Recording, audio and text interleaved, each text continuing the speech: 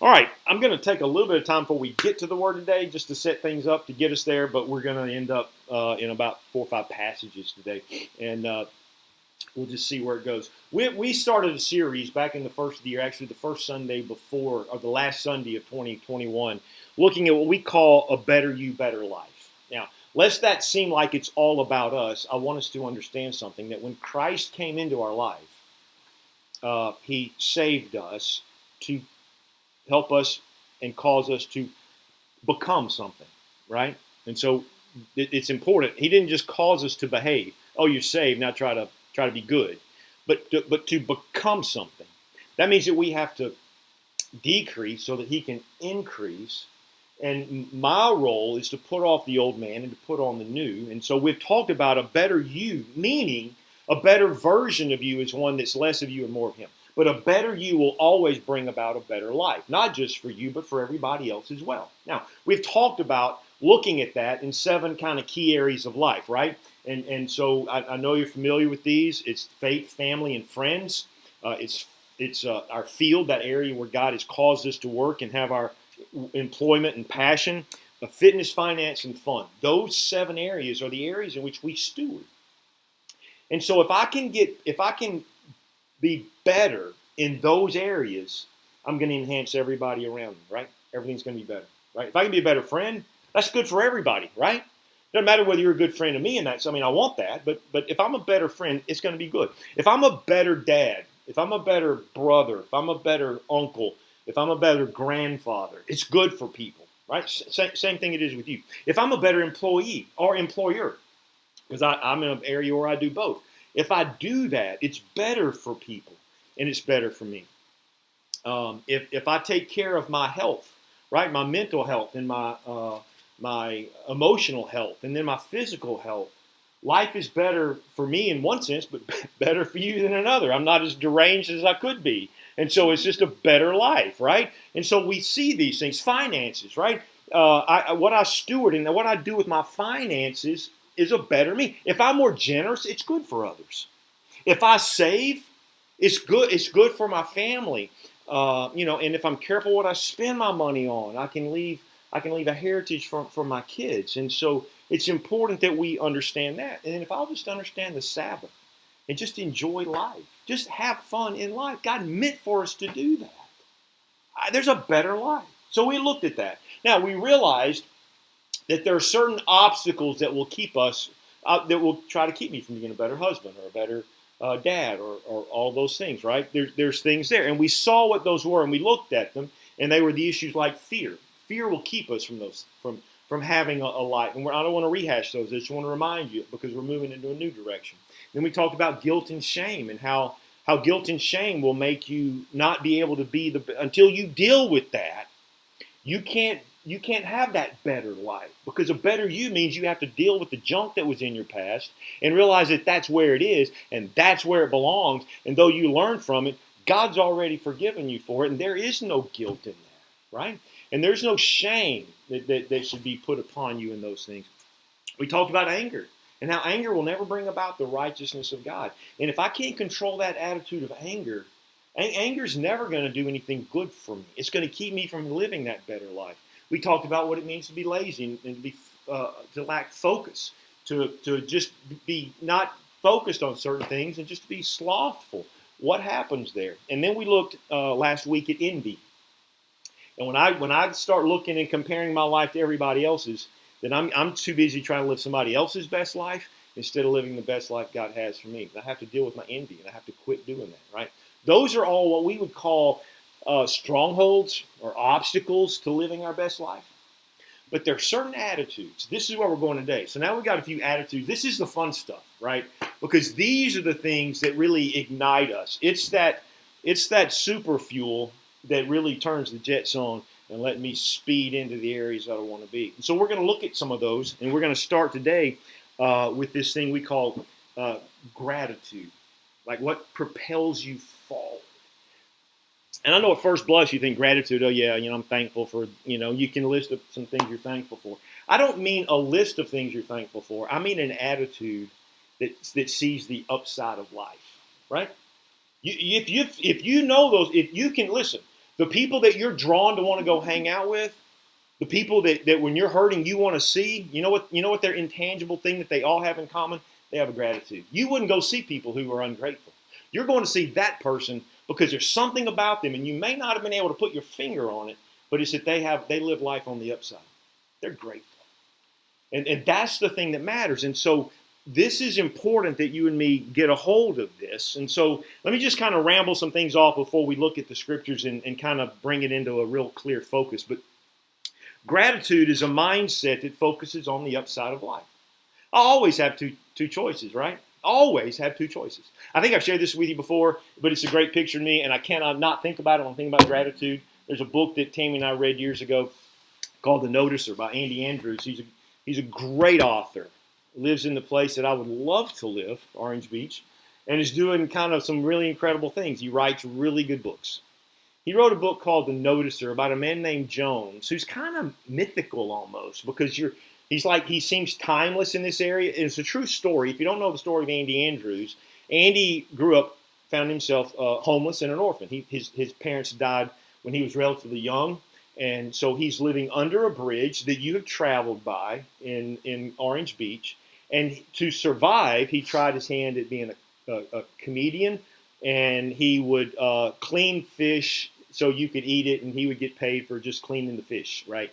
And that was kind of what he did. He lived under the bridge. This man named Jones, true character, walking through the beach, sees him under the bridge, and doesn't offer him money, just strikes up conversation. And he says, "Do you know how to read, Andy?" And he goes, "Yeah, I know how to read." So he brought him books from the library. And Andy was like, "Why is this man bringing me books?" But he read those books, and he's turned it into a million-dollar enterprise because he took the principles from those books and wrote one of the classic books that's out there that's really worth reading. But that's not the story. The story is that Andy was this depressed, ungrateful kid thinking God was against him. And so in the course of the conversations between Jones and Andy, Jones shows up one day with a can of Vienna sausages and a can of sardines. And he opens them up, and he says, "Let's have lunch." So, Andy, obviously, you're hungry. But he says, "So, Andy, tell me what we're doing today." I said, "We're having lunch." Okay, well, what kind of lunch are we having, and where are we having it? Well, we're having, this is dumb, Jones. We're having Vienna sausages, and we're having sardines under a bridge. He says, "See, that's the problem with you, Andy. You see it like that." He said, "What I see is I'm having surf and turf with an ocean view." You see the difference, right? Same stuff in sausage, that's just turf, right? And sardines, that's the surf. And, we would pay big money for that in a restaurant. Not the sausage, the sardines, but you get the point. And the whole picture is, we get to see life either way. I can either see everything is just horrible and terrible and it's no good. You ever read Judith Voice book, Terrible, Horrible, No Good, Very Bad Day? Great book. It's a kid's book, but it's probably one of my favorite books because it talks about this kid who has this terrible, horrible, no good, very bad day because of everything. Everything's gone wrong. That's how a lot of people live their life, right? You run into them, you have them at work, they're the ones you avoid, right? "Oh, man, if we stay here long enough, they're going to wear me out. I don't have time for all that," right? And so it's a mindset that focuses on the upside of life. It's a choice. It's not a personality type. And for a lot of times, people say, "Oh, it's just your personality. You're just up." No, well, no, not really. If I'm not. There's a lot of reasons to be down. And you don't know sometimes how hard it takes me to get up. But like I tell myself all the time, I'm never down. I'm either up or getting up. It's a choice. Here's what I want you to understand. Gratefulness is a choice. So don't go, "Well, that's just an attitude. That's just a personality." No, it's a choice, right? And I see people shaking their heads, so you know what I'm talking about, right? I get to see one of two choices. And how I see it determines everything about whether I live a life that's pleasing to God and helpful to others or not. It's an appreciation for the little blessings found in the mundane things of life, right? That's what it is. Now, I've lived with this woman that I call my wife long enough to know that she's like the master of that. She gets all giddy about silly things. She's going to wake me up at like 2:43 in the middle of the night to go see something that's outside. It's the only time we're ever going to see in the history of the world, and we need to go look at it, And I've driven her up to the mountainside so we could see some two moon thing. I don't know what it was. We ended up at Brent and Abby's house to try and see whatever that thing was. Where but she finds great joy in that. She's out there weeding and just loves this stuff. I'm talking about giddy. I mean, I'm not just talking about me. That's like no. I can find 1,000 things to do besides that. She wakes up and goes, "Oh, I'm gonna weed." I'm like, well, seriously? Oh, look at this. Yesterday, look, I got this great tool. It's a tool to remove weeds. I'm like, what is wrong with you? I don't want to know what that tool does. I don't want that tool. But she finds this great joy there. And it's just her. And it's one of the things I absolutely love about her. Because I'm one of those mundane things in life that she does love. And so I appreciate that. But understand, it is in the mundane things of life. It's when you're sore because you worked out hard. And you go, man, I'm grateful for that. Because it lets me know God's doing something in this old man's body, right? I mean, you know what I'm talking about? Right now, I've been doing this 75 hard. I told you about that. My back feels like it's in a constant state of tightness. But I'm like, man, but I know something's working right there, right? And so you find I'm grateful for that. It's a discipline that sees the good in life instead of the irritations. But that's what gratitude is. Because it's easy to be irritated with people, isn't it? How many of you ever find yourself just irritated with somebody? I mean, the name. They bring the name up, and it's like, right? I mean, I get my managers together 3 times a week, and so we're talking, and I'm leading them, and I'm talking about things. And if a name pops up, I mean, you can just see it's like this cloud just entered the room and kind of settled over them, right? And so I'm trying to kind of shift that around and help them see why that situation's a really good thing. But it's hard, right? It's hard to have gratitude. And it's another one. It's hard to have gratitude when you're a control freak. You notice that? Because I can find 1,000 things wrong with people, and I can tell you what's wrong with you. Give me 5 minutes, I'll fix you. I mean, that's what we think, right? So we never see the good in people. We're always we just stop doing that, right? You know what you are? You're just a pain. When that's your attitude, it's a wreck. Control, and I'm telling you, think about it. Control freaks will never be gracious, grateful people. They can't be because things are never perfect, and they have this obligation for everything to be perfect, and they work hard at making you perfect and them perfect and everything else, and so it's just one of those things. Here's a trick that we usually do, and I just want you to understand, gratitude isn't finding somebody that's got a worse situation than you and go, I'm grateful I'm not like that. No, that's not that. No, that's just stupid. Okay? There's nothing holy about that. What you're doing is finding joy in the misery of somebody else. That's a sick person. We do that. I'm not trying to make you feel sick. I'm just telling you that's not. No. Well, at least I have a car. That old man's walking. No, that's not grateful. Grateful is not based on that somebody out there has it worse than I do. And so we don't go there. Let me give you some practical ways to cultivate attitude, and then we're going to jump into the scriptures and see it really, hopefully really nail it down. So here's just some, because I hope you understand it's essential to have gratitude, because and we're going to see the advantages. There's a couple of things that I've learned over the years that matter. One is to say up until now. Okay? Because we can get in such a habit that we assume life's always going to stink. Right? It's just going to, nothing good ever happens to me. Oh, that's just the way I am. Or I'm just always going to struggle with my diet. Or I'm always going to, be stupid. Or I'm always, right? Am I the only one that ever has those self-talks, or do you have that too? It's okay to shake your head. Anybody out there want to be honest? Right? Okay? So here's the thing. And it's a little trick, and you can call it what you want to. You know when there used to be this thing everybody would wear the rubber band?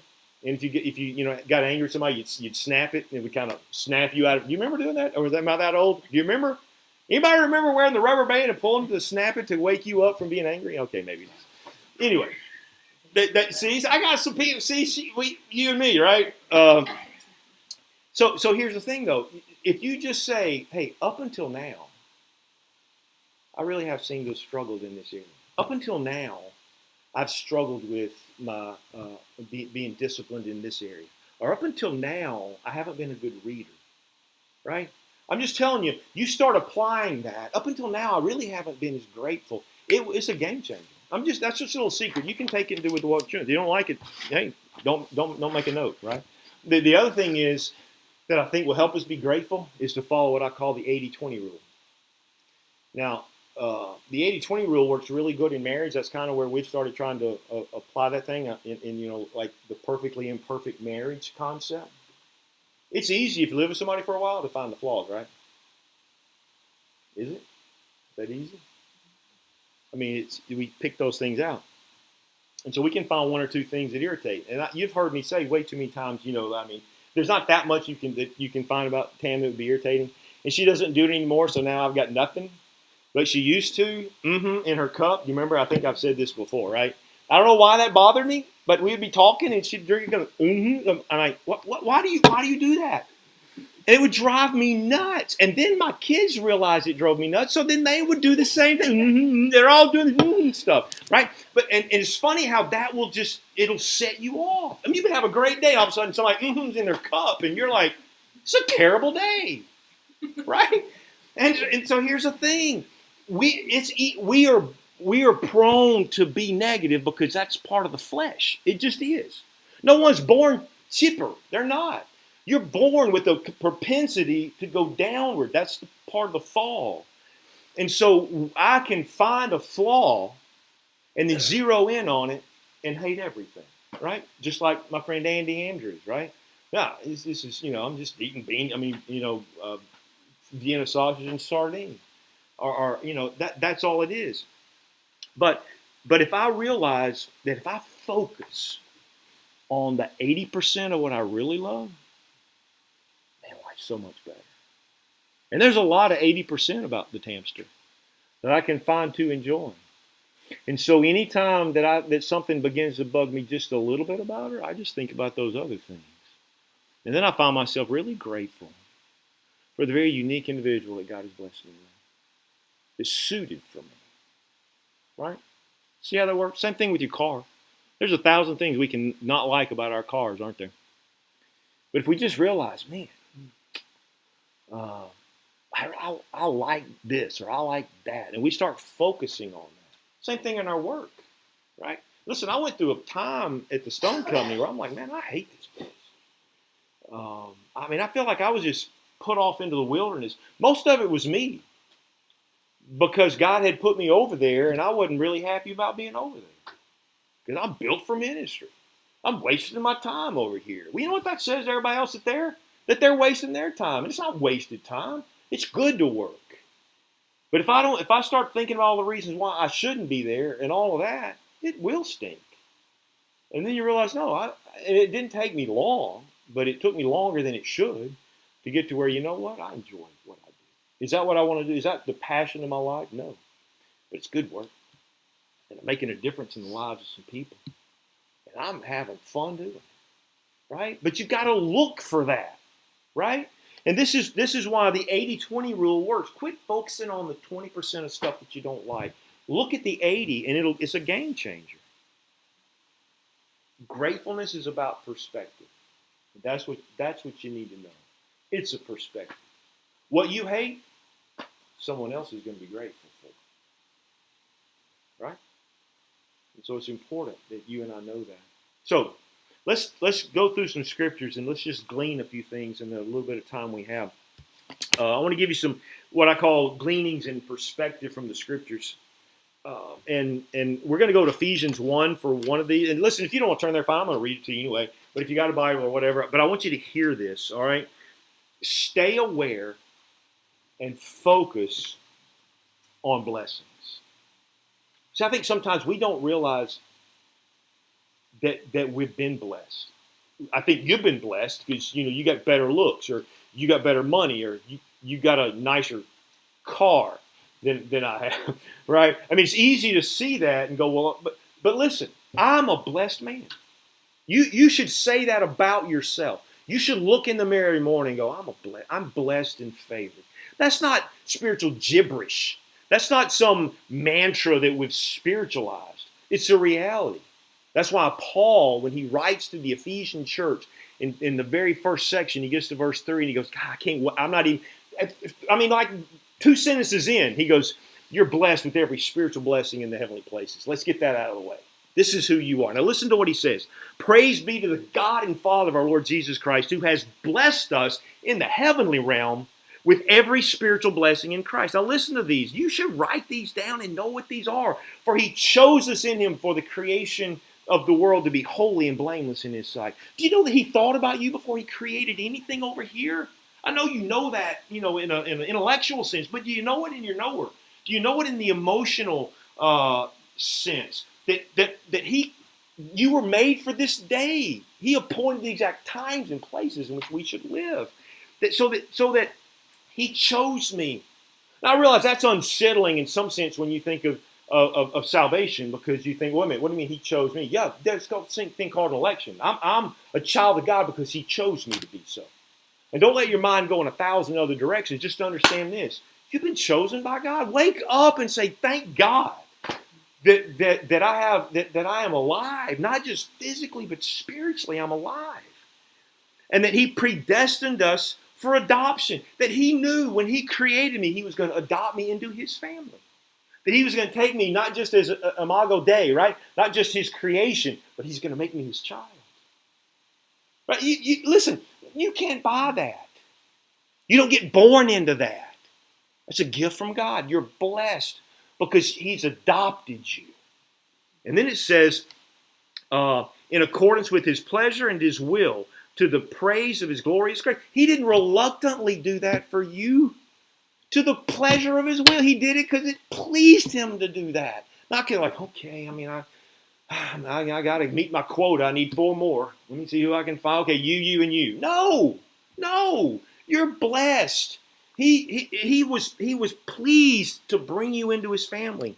To the praise of his glorious grace, which he has freely given to the... He's not only that, man, he dunked you so many times in grace, you just ooze it. It's like it's coming out of every pore because he's lavished you in that stuff. I mean, it's just dripping all off of you. This is what he says. In him we have redemption through his blood, the forgiveness of sins. Understand this. You are not any longer held accountable for your sins. They were, and sometimes I think we don't know this, they were paid for in full at the cross. You don't carry coupons around saying, well, you can redeem it when you need it. No, it's paid in full. I don't need a grace credit card. I don't need any of that. It's paid in full. The sins I did in my past, he's already forgotten about. The sins that I'm presently doing right now, he has covered. And those sins that I'm going to do in the future, he's already forgiven me. You need to understand that. So when you're sitting around thinking, I'm just terrible, but woe is me. No, blessed are you. All right? Can we at least start there? I know we hadn't gotten to all the other stuff yet. There's 1,000 reasons why you can be ungrateful. I'm just telling you there's one, and it's a big one. In him we have redemption, in accordance with the riches of his grace that he lavished on us with all wisdom and understanding. And what else did he do? He chose me. He predestined me. He gave me the Holy Spirit. Listen, he didn't just trust me. He didn't go, well, there you go. I'm going to wind you up, and there you go. No. He goes, hey, man, I'm sending my Spirit with you everywhere you go. I'll be with you always. I'm not leaving your side. I'm not just a part-time coach for you. I'm not just a part-time God. I'm with you always. Wherever you go, I got your back. There's no friend like that. So can we just at least go right now, if you don't hear anything else out of me, you read Ephesians 1, and what do you know? You've been blessed. And you ought to focus on that. Second thing is, you ought to count the blessings that were born out of adversity. All right? Garth Brooks had a song years ago, Thank God for Unanswered Prayers. You remember that song? And he meets that woman that he thought he wanted his whole life, and then he gets to the end and goes, man, I'm glad. Thank God he didn't hear my prayer. Let me marry that woman, right? And so, listen, we ought to be grateful for the difficulties in life, right? I mean, there are certain things in my life that I learned You want a passage for that? Romans 8:28. God causes all things to work together for good to those that love God and are called according to his purpose. Those things aren't good in and of themselves, but he knows how to take it and goes, I can work with that. Right? I can do. Have you ever seen an artist who can take junk and turn it into treasure? That's God. Right? I mean, I got friends that do that. I got friends, man, they can go find junk, somebody, threw away, fix it up, they can sell it and make a ton of money. And if you're poor, you get creative that way too, right? A lot of us are that way, and we think, okay. I mean, a lot of the furniture we have around the house, man, was stuff I found in junk stores and turned into something good. You know what? Who's the master at that? God. He takes my stupid stuff, and I look at that and I go, man, that was dumb, and God, I can work with that, right? And we find out that it's okay. So you can't. Here's the thing: you can't mess life up. God's going to take your bad stuff and turn it out for good. And I got to tell you, man, we're over time, probably. I don't know. And I'm going to remind you again, man, there was a time in my life when I thought everything was over, and we went to see a friend of ours, Bob and Laura Baxter, out in Oklahoma. I'll get it right in a second.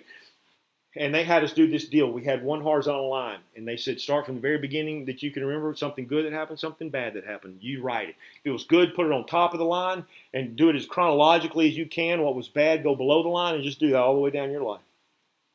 And then when you get to married, now Tammy was up on the upside of that line on mine. I was on the bottom on hers, right? She's like, that was a mistake on my part, but it was good for me, right? And so you see that line go out like that. Now here's what the amazing thing when Laura stood up and she just started speaking into our life. For the first, I mean, it was like somebody had just flipped the switch. For the first time in my life, I saw that all that stuff that I thought was crap, God was working it in my life for really good stuff that I would never have seen. How can you hate God or hate that situation when God turned it into something so good? This is our problem. We don't see that. We don't see how God is able to turn our junk into his treasure. And this is why it's so important that we do these things. I'm telling you, this gratitude thing will change your life. The third thing is we ought to pray just thankfully. Have you noticed how many times it says pray and give thanks? Why that's why they go together? Because there's something about gratitude that makes me aware as a believer that all those things I'm grateful for all came from God. So it kind of, as you're talking about him, I'm thankful for this, thankful for that. Oh, wait, he gave me that. Maybe he'll give me this. Hey, Lord, could you help me do, right? That's how that comes from, right? Be anxious for nothing.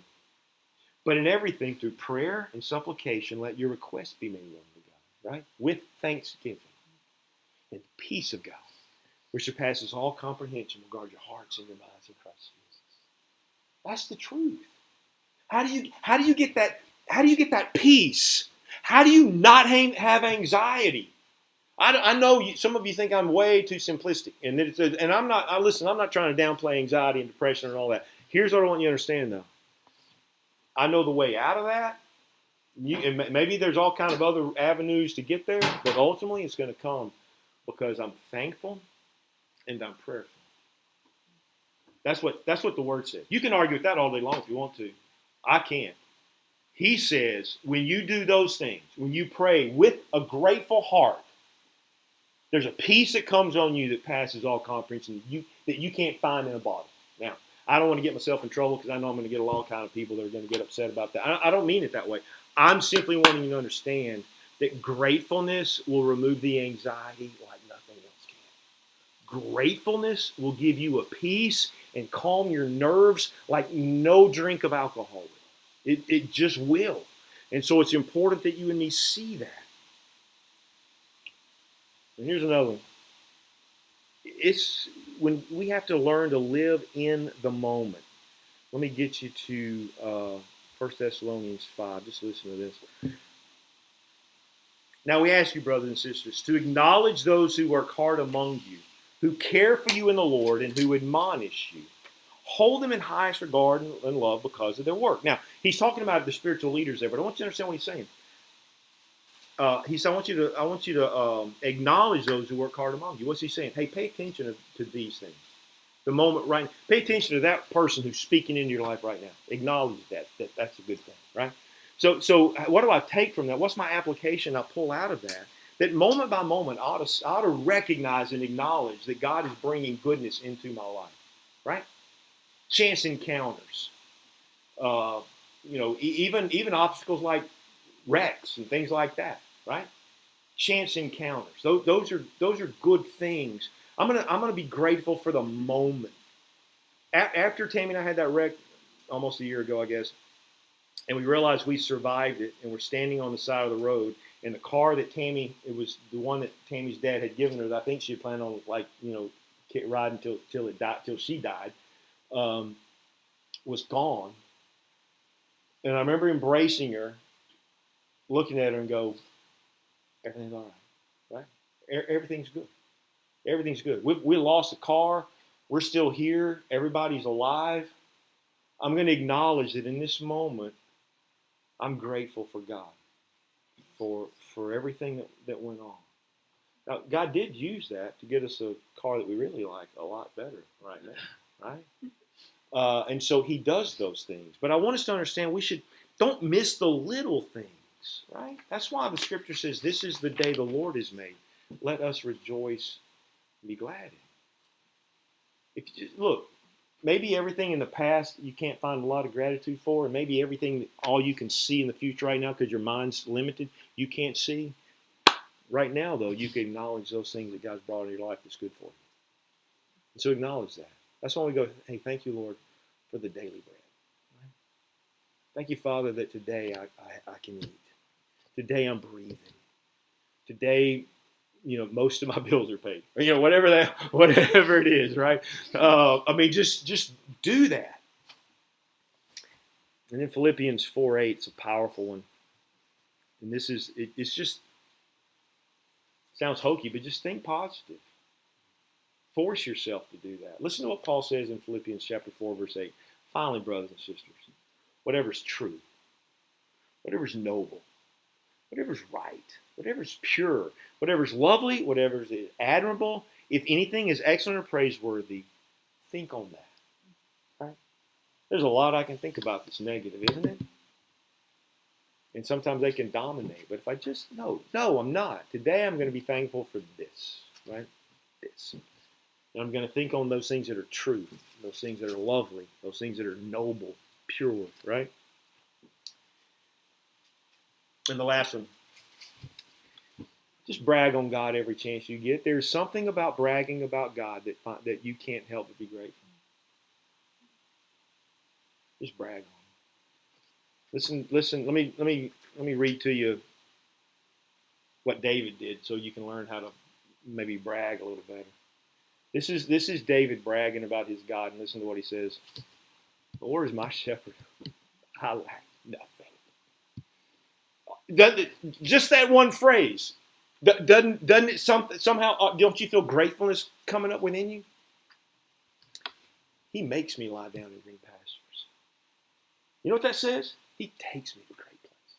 He takes me where I'm going to be nourished. He takes me where all my needs are going to be met. He leads me beside quiet waters, right? He's not going to, listen, when they were crossing the river, He didn't just go, "There it is, boys, jump in," right? I mean, they would have drowned. You ever watch sheep try to do that? Man, they're gone. No, He took them to the quiet spot. He made sure their crossing was sufficient. He refreshes my soul. He guides me along the right paths for His name's sake. Even though I walk through some of the darkest valleys that you could find, I don't worry about anything because my shepherd's got that staff. He knows where the wolf is, and He knows how to keep him from me. Isn't that good? This is David just bragging about God right here. You've never seen it that way, have you? But you can't unsee it once you see it like that. "I will fear no evil, for you are with me. Your rod and your staff, you comfort me."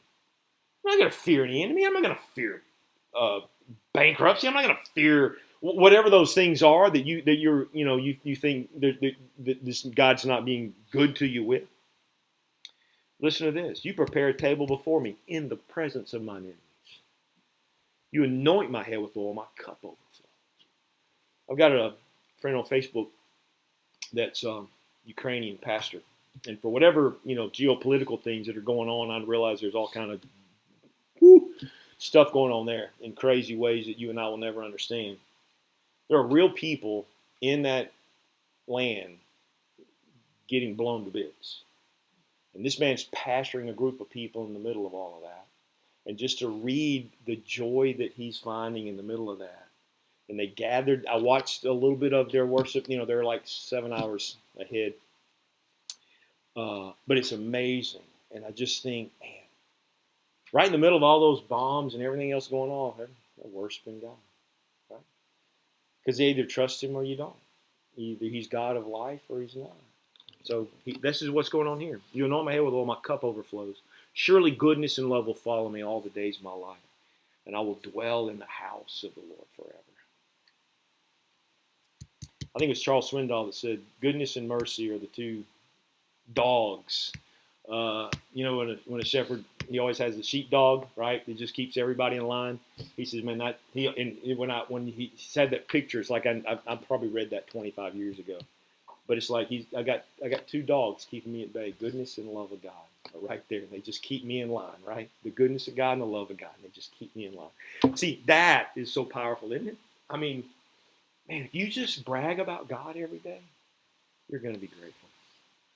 All right, let's wrap this thing up. You know where you ought to start? Start by just when you see people, go, hey, I love you. And thank you. Just say those two things. I love you takes the thoughts away from myself and onto you. And therefore, I already have something to be grateful for. The fact that you're somebody who I can love and who loves me back.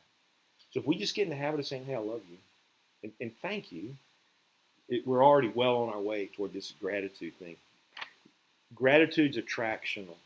You want a better life? Just be a person of gratitude. Not only does it attract people into your life, but it attracts joy, contentment, peace, and love into your life. It always brings those friends with it. When you're grateful, you'll see those four things there. And gratitude keeps me focused on what's going well. Keeps me humble. And I'm glad you came by. We could share this time together. All right.